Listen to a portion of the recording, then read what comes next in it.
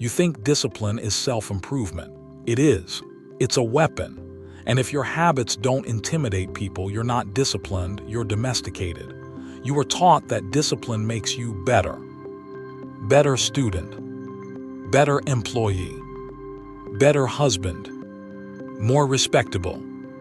That is domesticated thinking. Discipline was never designed to make you admirable. It was designed to make you untouchable. Virtue is for public applause. Leverage is for private dominance. And you've confused the two.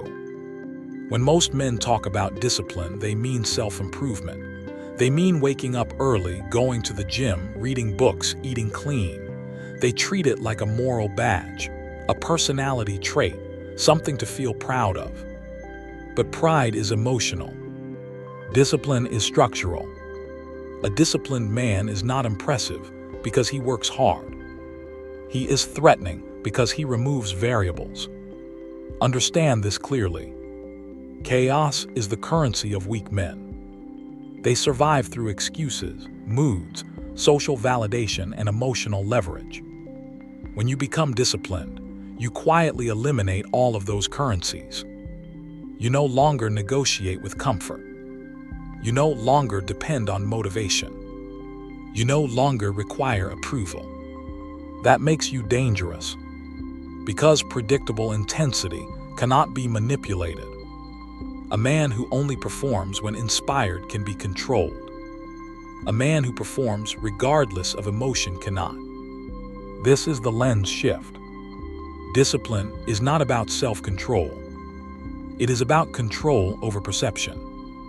When people see that you operate on a fixed internal code, unmoved by distraction, immune to peer pressure, indifferent to social fluctuations, they experience something subtle: loss of influence. And humans resent what they cannot influence. The moment your routine becomes non-negotiable, you expose everyone else's weakness, not verbally, not aggressively, silently. Your consistency becomes a mirror, and mirrors offend the insecure. That's why average men mock discipline before they respect it. They'll call you obsessive, extreme, unbalanced. But what they are really saying is this: you are operating outside my comfort zone, and I cannot pull you back. Machiavellian strategy never glorifies morality. It studies power. From a power perspective, discipline does three things. It reduces your emotional leakage. It increases your output reliability. It stabilizes your trajectory.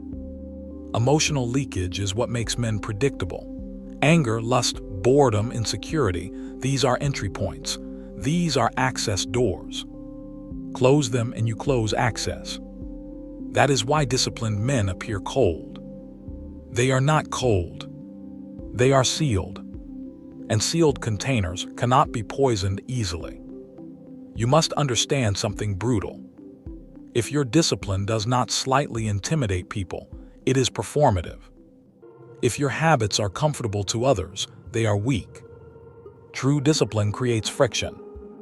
It disrupts group dynamics. It silently establishes hierarchy. Because hierarchy is not declared, it is observed. The man who controls himself does not need to control others. And that is precisely why others feel controlled around him. When you refuse the drink, when you leave early, when you train alone, when you work while others relax, you are not being productive. You are signaling immunity. And immunity unsettles parasites. This is the ruthless lesson. Discipline is a visible refusal to be influenced. It is sovereignty in motion. The world does not fear strong words. It fears unbreakable patterns. A man who shouts about dominance is harmless. A man who repeats disciplined action daily becomes structurally superior. Time compounds structure. Emotion decays. Most men are emotional creatures pretending to be logical. Their routines shift with their moods. Their standards bend with social pressure. But when you operate by fixed internal law, you become predictable to yourself and unpredictable to everyone else. That paradox creates power. You are predictable in output, unpredictable in surrender. That is leverage. Stop trying to be admired for your discipline. Admiration is soft currency. Aim for something colder. Quiet discomfort in those who lack it. Because when your existence becomes a reminder of their weakness, you have already shifted the hierarchy. Discipline is not self-help, it is social positioning. It is the first layer of armor, and armor is not worn to look good. It is worn because war never announces itself. Fear is not triggered by aggression. It is triggered by predictability without weakness. Most men are chaotic, not because life is chaotic, but because they are internally unstable. Their output depends on mood. Their decisions depend on validation. Their standards depend on who is watching. That instability is their leverage. When someone knows your emotions can be shifted, they know you can be negotiated. They can flatter you, tease you, seduce you, guilt you, exclude you, and your behavior adjusts. That adjustment is submission. Now introduce discipline. When you wake up at the same time, regardless of sleep quality. When you train, regardless of weather. When you execute, regardless of praise or criticism. You remove negotiation. And when negotiation disappears, people feel powerless. This is the core mechanism. Humans are constantly scanning for influence points. They are not doing it consciously. It's biological. Social hierarchy depends on leverage. Leverage requires variables. Mood is a variable. Ego is a variable. Desire is a variable. Fear of rejection is a variable. A disciplined man reduces variables. He does not react. He responds according to code. And code is difficult to hack. When someone realizes you cannot be emotionally steered, their nervous system registers threat. Not physical threat. Control threat. Your consistency becomes a wall they cannot climb. Think about what unsettles people most. The calm man in an argument. The silent man in a room full of noise. The one who does not chase approval. The one who does not explain himself. Why does this disturb others? Because unpredictability in surrender creates psychological pressure. You are predictable in discipline, but unpredictable in submission. They don't know how to move you. And when someone cannot move you, they question their own position. That questioning creates anxiety. Here's the brutal truth. Most social dynamics are built on subtle emotional exchanges. You laugh when they laugh. You relax when they relax. You indulge when they indulge. This synchronization builds comfort. But comfort builds equality. The moment you stop synchronizing, when you keep your routine while others drift, you disrupt equality. You signal independence. And independence implies hierarchy. This is why disciplined men are often labeled intense. Intensity is just consistency in a world addicted to fluctuation. People don't fear your gym routine. They fear what it represents. It represents that you are operating on a timeline that does not include them. It represents that your growth does not require their participation. It represents that their approval does not fuel you. That is social death to insecure individuals. Because insecure individuals survive through relevance. If they cannot influence you, they feel irrelevant. And irrelevance is humiliation. That humiliation converts into one of three responses. Mockery, passive resistance, withdrawal. Mockery is an attempt to reduce your edge. Passive resistance is an attempt to sabotage your rhythm. Withdrawal is quiet admission of hierarchy. Observe carefully. When you first become disciplined, people test you. Relax, it's just one day. Come on, don't be so serious. You're overdoing it. These are not friendly comments. They are probes. They are checking for elasticity in your standards. If you bend, they relax. If you don't, tension increases. Because your rigidity forces them to confront their own softness. Consistency terrifies people because it removes hope. Hope that you'll slip. Hope that you'll join them. Hope that you'll stay average. Once they realize you won't fluctuate, they face something deeper. Comparison without excuse. As long as you are inconsistent, they can say, "He's just lucky." But when you execute daily without drama, the truth becomes visible. You are not lucky.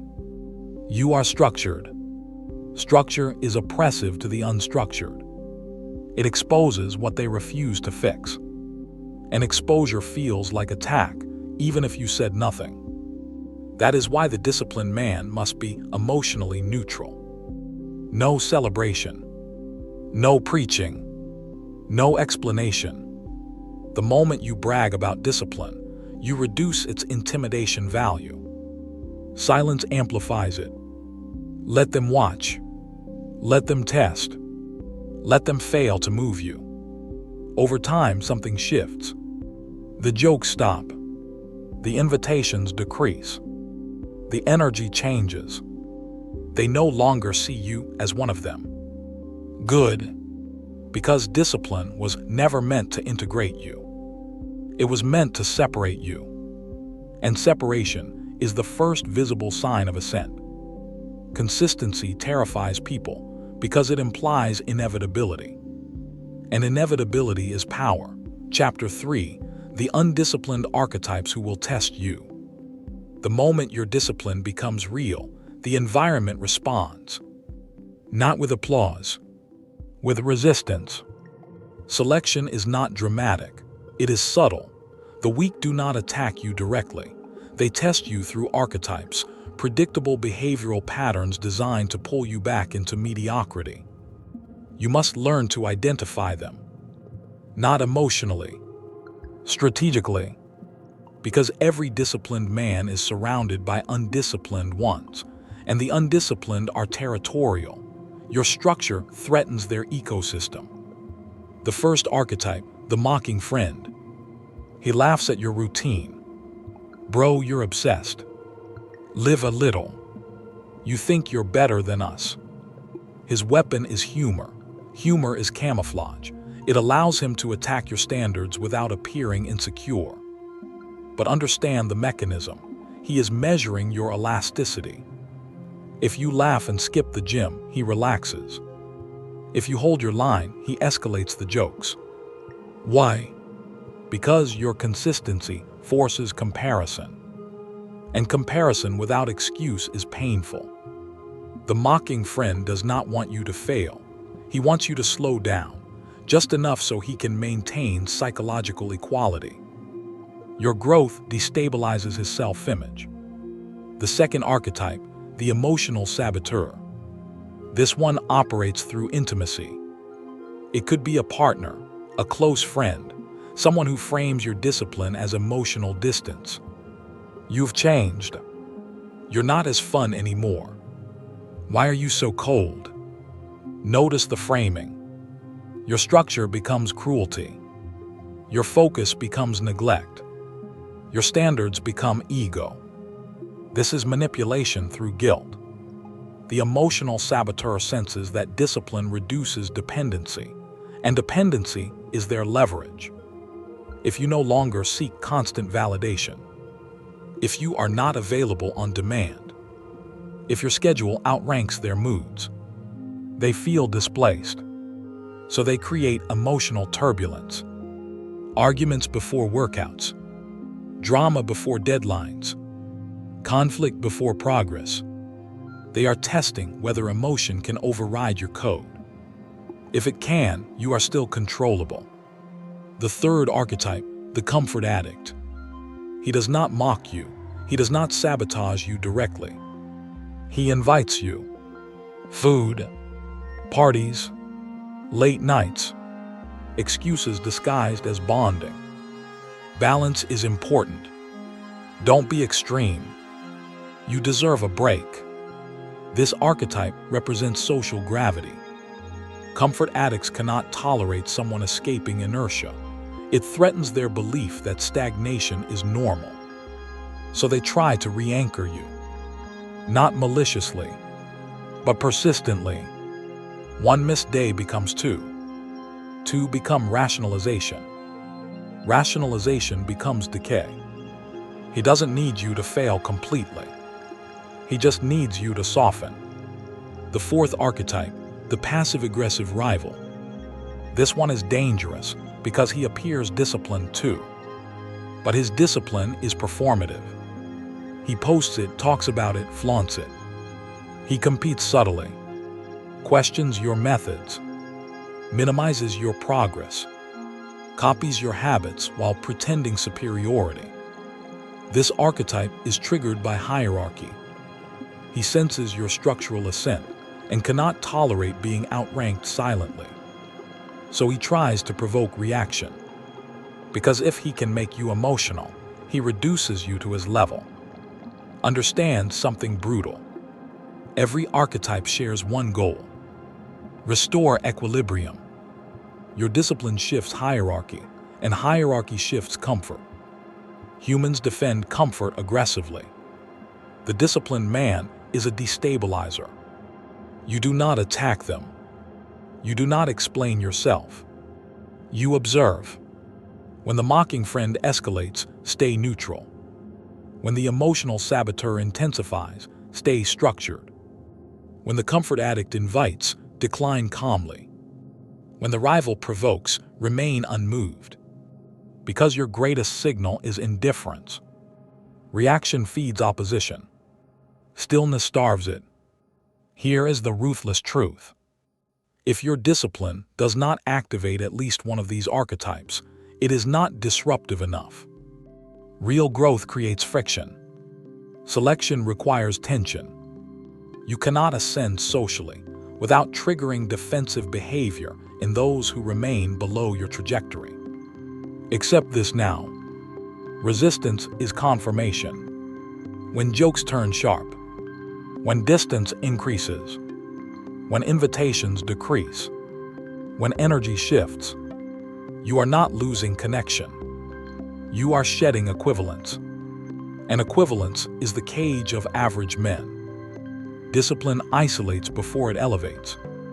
Most men quit at this stage, not because discipline is hard, but because social pressure is louder than physical pain. You must choose which discomfort you respect more: the discomfort of isolation, or the discomfort of remaining ordinary. Archetypes will continue to test you. They are not enemies, they are indicators, indicators that your structure is working. Emotion makes noise. Power makes patterns. History does not reward the loud, it rewards the controlled. Study rulers, generals, strategists, not as heroes but as operators. The ones who endured were not the most charismatic, they were the most restrained. Restraint is disciplined aggression. Uncontrolled aggression is predictable. Predictable aggression is exploitable. But disciplined restraint, that is suffocating. Look at Niccolò Machiavelli. He did not preach morality, he dissected survival. His lesson was simple: power is maintained not through bursts of force, but through calculated consistency. A prince who punishes emotionally becomes hated. A prince who punishes strategically becomes feared.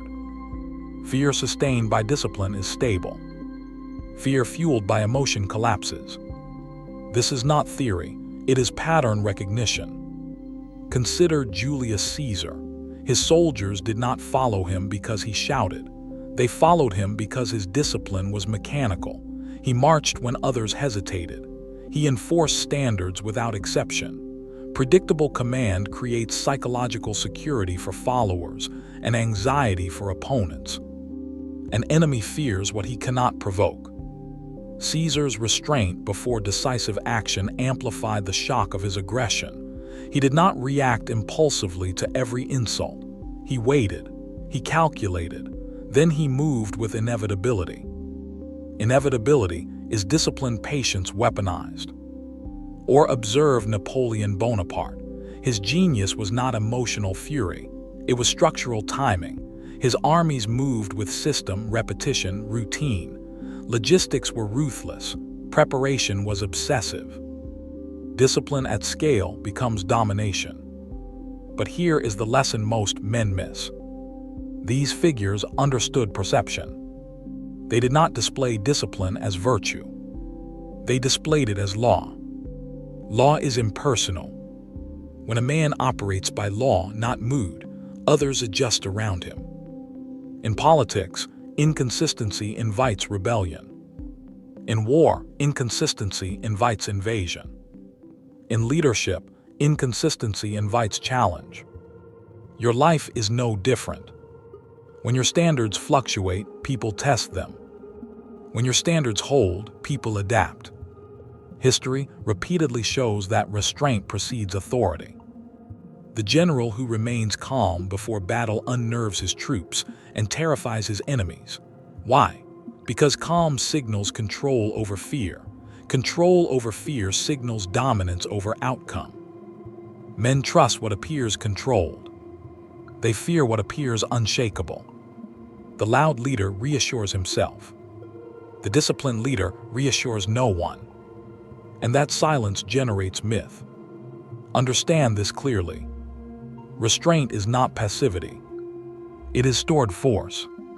A coiled spring is more intimidating than a flailing limb.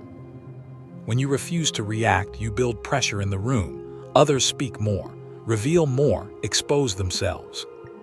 Discipline forces others into emotional overexposure. And overexposure creates weakness. Throughout history, those who ruled longest mastered boredom. Routine, repetition, endurance. They did not chase stimulation, they imposed structure. Most men today crumble under monotony. They need novelty to feel alive, but novelty addicts are predictable. They chase dopamine, not dominance. Discipline rejects novelty when novelty disrupts trajectory. This is why restraint is terrifying. It implies long-term vision. A man who sacrifices pleasure today for positioning tomorrow is signaling strategic depth. Strategic depth cannot be competed with impulsively. The average man lives day to day. The disciplined man lives decade to decade. That timeline difference alone creates hierarchy. History's ruthless lesson is simple. Power respects those who respect structure. Not passion, not charm, not inspiration. Structure, because structure survives emotion. When empires fell, it was rarely due to lack of strength. It was due to decay of discipline, corruption, indulgence, comfort, standards softened. Reaction replaced strategy.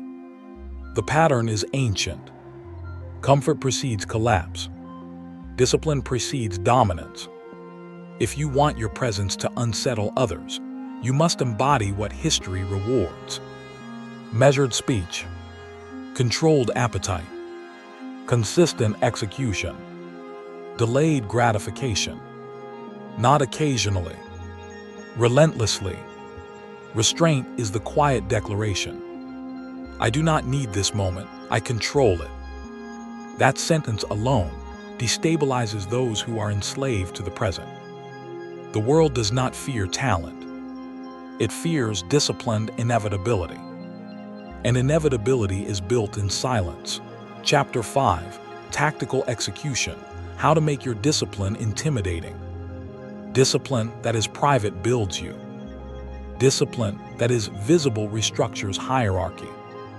You are not performing, you are signaling. But signaling must be controlled. The mistake most men make is turning discipline into content. They announce it, they explain it, they justify it. That is insecurity disguised as productivity. Intimidating discipline is quiet. No declarations. No motivational speeches. No emotional monologues about growth. Execution, repetition, silence. First principle, non-negotiable windows. Your day must contain blocks of time that are immune to social interference. Training, work, study, planning. When someone attempts to invade that window and you calmly decline, you send a message. My structure outranks your spontaneity. Say less, do not apologize. The apology weakens the signal. Second principle, emotional flatline. When people test you, through mockery, guilt, temptation, you respond without visible emotional spike. No irritation. No defensiveness. No enthusiasm either. Flat. Emotion feeds drama. Flatness starves it. Predators conserve energy. They do not bark at every noise. If someone jokes about your discipline, smile faintly and continue. The continuation is the intimidation. Third principle, repetition without announcement. Do not update people on your progress. Let results appear without commentary. When they notice change, physique, focus, financial improvement, do not explain the process. Mystery amplifies discipline. If they cannot see the internal grind, they assume greater intensity. Perceived intensity increases psychological weight. Fourth principle, controlled scarcity. Availability reduces value. You do not disappear dramatically.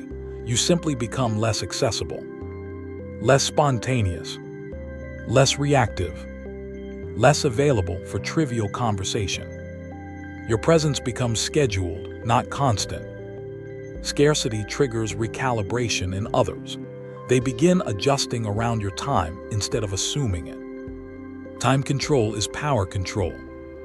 Fifth principle, standards without debate. If you do not drink, you do not justify sobriety. If you train daily, you do not defend the routine. If you leave early, you do not negotiate. The moment you debate your standards, you invite influence. Standards stated once are law. Repeated explanation implies doubt. Sixth principle, visible sacrifice. Not theatrical suffering. Selective, strategic visibility. Let them see you choose work over comfort occasionally. Let them observe you decline pleasure calmly. Humans fear those who can deny themselves, because self-denial implies long-term control, and long-term control implies dominance. Seventh principle, physical and postural signals. Discipline is embodied. Move slower than the room. Speak less than others. Hold eye contact without aggression. Stillness communicates certainty. Fidgeting communicates insecurity. Your body must reflect your structure. A chaotic posture undermines disciplined claims. Eighth principle, zero public complaints. No posts about exhaustion. No complaints about difficulty. No visible frustration. Struggle privately. Public composure increases myth. The more silent you are about difficulty, the more others assume resilience. And resilience intimidates. Ninth principle, predictable output. Be known for reliability. If you say you will do something, it is done. Every time. Inconsistency destroys intimidation.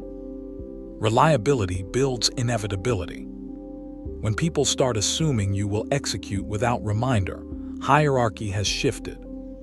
10th principle, no seeking validation. Do not fish for recognition. If someone compliments your discipline, respond minimally.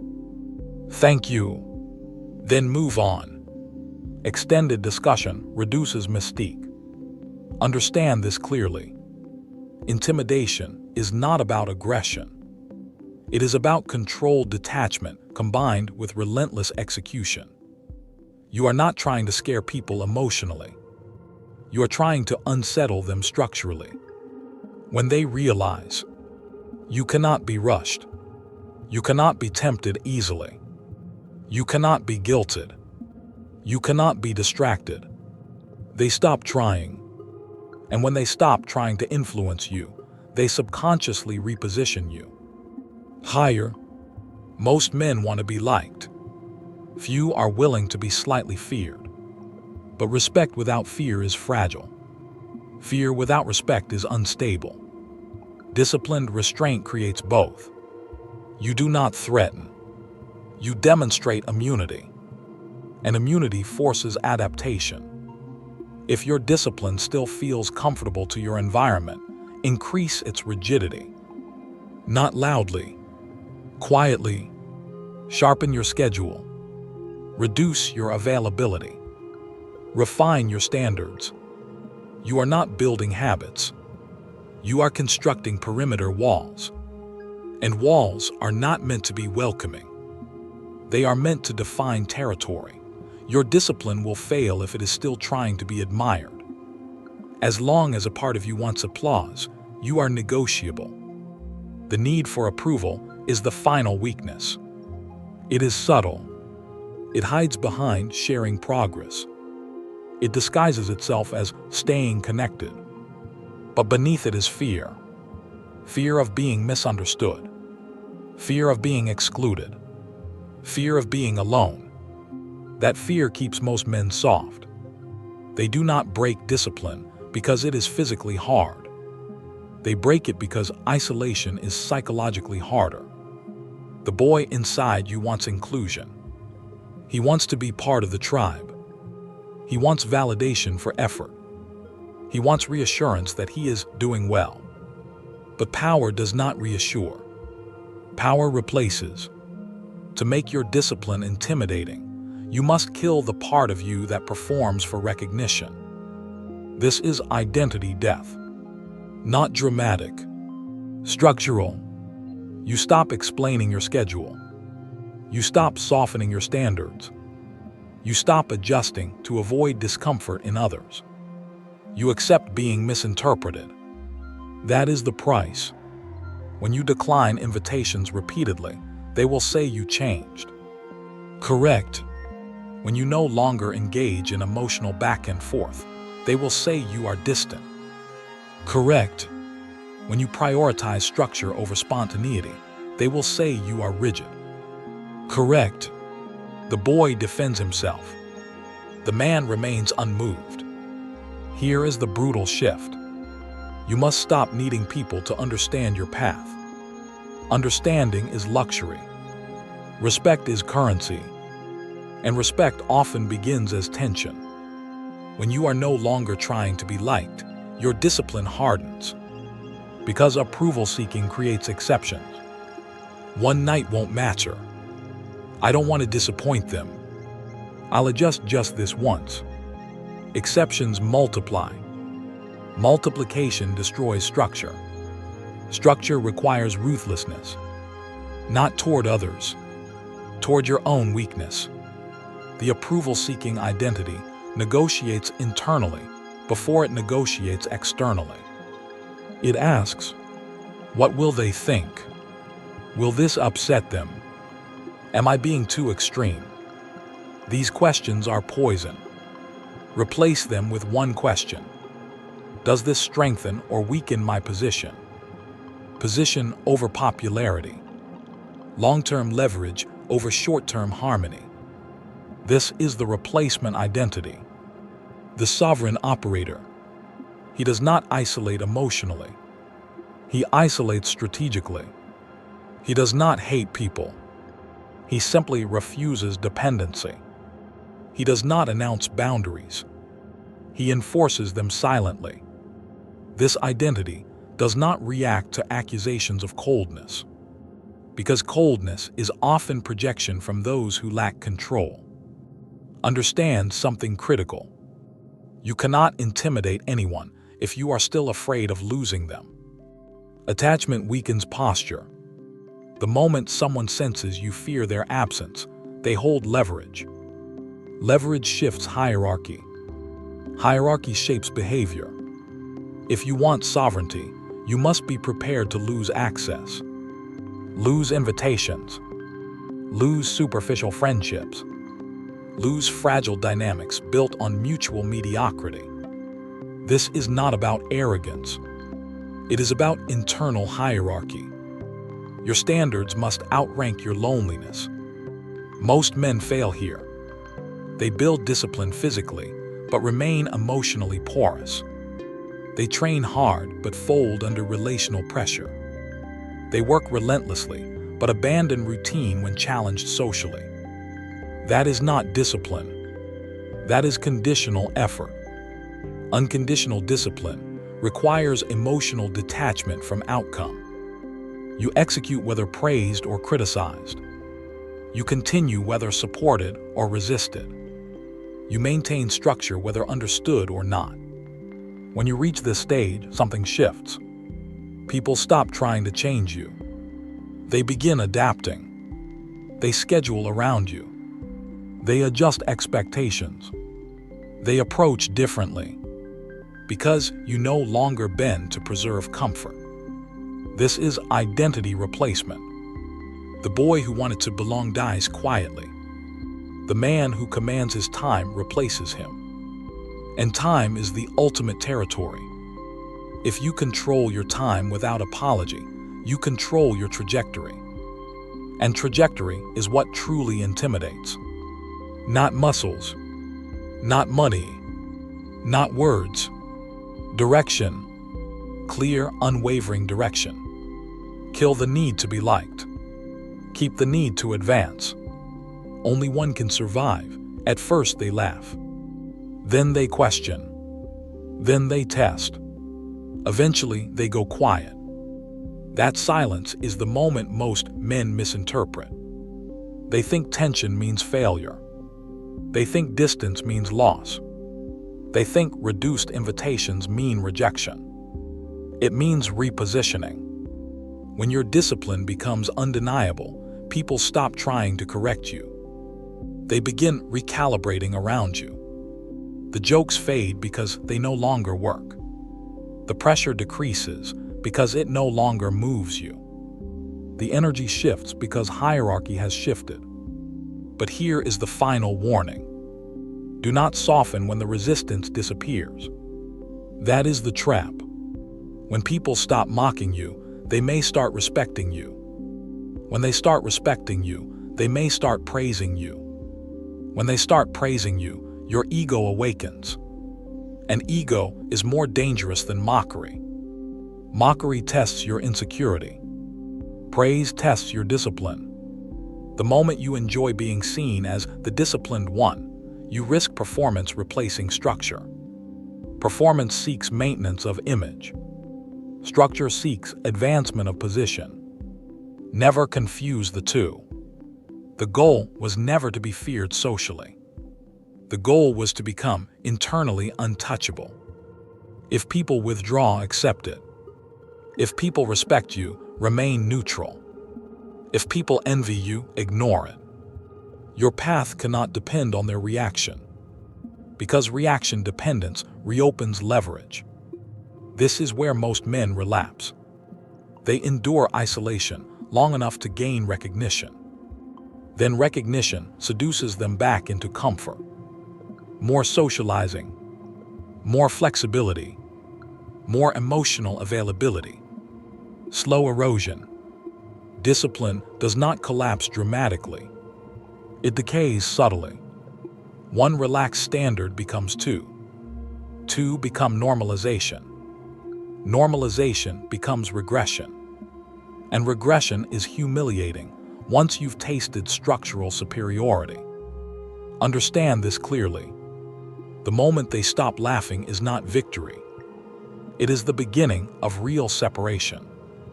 You will notice something else. Some people will distance themselves permanently, not out of hatred, out of incompatibility. Your pace will expose their stagnation. Your restraint will expose their indulgence. Your trajectory will expose their drift. Exposure creates discomfort. Discomfort creates avoidance. Do not chase them. Chasing is surrender. Let selection occur. Selection is natural in dominance hierarchies. The disciplined rise. The comfortable remain. Paths diverge. Your responsibility is not to drag others upward. It is to maintain ascent. Because intimidation was never about fear in their eyes. It was about eliminating weakness in yours. If you still need affirmation, you are not finished. If you still crave belonging more than growth, you are not finished. If you still adjust standards to maintain harmony, you are not finished. The elite do not advertise discipline. They live it so consistently that opposition becomes irrelevant. Irrelevance is the final stage of intimidation. No one tries to tempt a man who cannot be tempted. No one argues with a man who cannot be provoked. No one manipulates a man who cannot be guilted. When you reach that state, the environment reorganizes quietly, and you will notice something unsettling. You are alone more often. Good. Isolation is not punishment. It is proof of separation. And separation precedes elevation. This is the ruthless lesson. Discipline is not for self-improvement. It is for sovereignty. It is not about becoming impressive. It is about becoming inevitable. When your habits become law, when your standards become immovable, when your time becomes guarded territory, you stop asking for permission to advance. And that is the moment the hierarchy changes permanently. Not because you demanded it, but because you no longer needed it. You wanted to be respected. Now you understand the cost. Respect is not given to the loud. It is conceded to the immovable. What you've just heard is not motivation. It is filtration. Most men will nod while listening. Few will restructure their lives. Even fewer will endure the social friction that follows. That is why hierarchy exists. Discipline is not a phase. It is not a challenge. It is not a seasonal transformation. It is a permanent reordering of your internal command structure. You either live by impulse, or you live by code. There is no middle ground that produces dominance. From this point forward, you have a decision to make. You can return to comfort, to flexible standards, emotional negotiation, social synchronization. Or you can accept isolation, tension, recalibration. Because once you see discipline as leverage, you cannot unsee it. Every skipped standard will feel like self-betrayal. Every emotional reaction will feel like exposure. Every compromise will taste like regression. Good. That discomfort is awareness. But awareness without action is self-deception. So understand this clearly. If tomorrow looks the same as yesterday, you learned nothing. If your routine does not tighten, this was entertainment. If your availability does not decrease, this was noise. Discipline must become visible in your calendar, not your thoughts. Remove one indulgence. Lock one non-negotiable block. Silence one emotional leak. Small structural shift compound faster than emotional promises. And do not announce the shift. The moment you declare transformation, you invite scrutiny. Move quietly. Let the change disturb people without explanation. Let your absence create questions. Let your consistency create tension. Let your restraint create distance. Distance is not loss. Distance is hierarchy clarifying itself. Remember, you are not trying to scare people with aggression. You are allowing your stability to unsettle their instability. You are allowing your restraint to expose their impulses. You are allowing your trajectory to outpace their drift. And when they feel that gap widening, they will respond in one of two ways. They will rise, or they will retreat. Either outcome benefits you, because discipline is selection. It filters who can remain in proximity to your standards. If someone cannot handle your growth, they were attached to your stagnation. Let them go. Your job is not to be understood. Your job is to be structurally superior. And structural superiority is built in silence. No dramatic exits. No speeches. No declarations of war against mediocrity. Just execution. Daily. Cold. Measured. Relentless. 1 year of silent discipline will do more for your status than 10 years of loud ambition. 1 year of emotional restraint will shift more hierarchy than endless arguments. 1 year of guarded time will create more leverage than chasing validation. The world does not adjust to potential. It adjusts to pattern. So become a pattern. A pattern of work. A pattern of restraint. A pattern of standards that do not bend under pressure. When your behavior becomes predictable in intensity and unpredictable in surrender, you stop competing socially. You begin operating above negotiation. And that is where power stabilizes. From here forward, measure yourself differently. Not by motivation. Not by praise. Not by how inspired you feel. Measure by compliance to your own law. Did you execute? Did you remain unmoved? Did you protect your time? Did you eliminate leakage? If yes, hierarchy shifts, whether visible or not. If no, you are still bargaining with weakness. This is not about becoming emotionless. It is about becoming unmanipulatable. There is a difference. Emotion is human. Manipulability is optional. Choose carefully. Because once your discipline becomes real, life becomes simpler. Fewer distractions. Fewer arguments. Fewer chaotic relationships. But also fewer illusions. And illusions are comforting. Without them, you see clearly. You see who respects structure. You see who feeds on comfort. You see where you were previously soft. Clarity is sharp. Stay sharp. Sharpen daily. And understand this final truth. The goal was never to scare them. The goal was to stop being scared of losing them. Once that fear dies, your discipline stops being fragile. It becomes law. And when a man becomes law unto himself, he no longer asks the world where he stands. The world adjusts accordingly.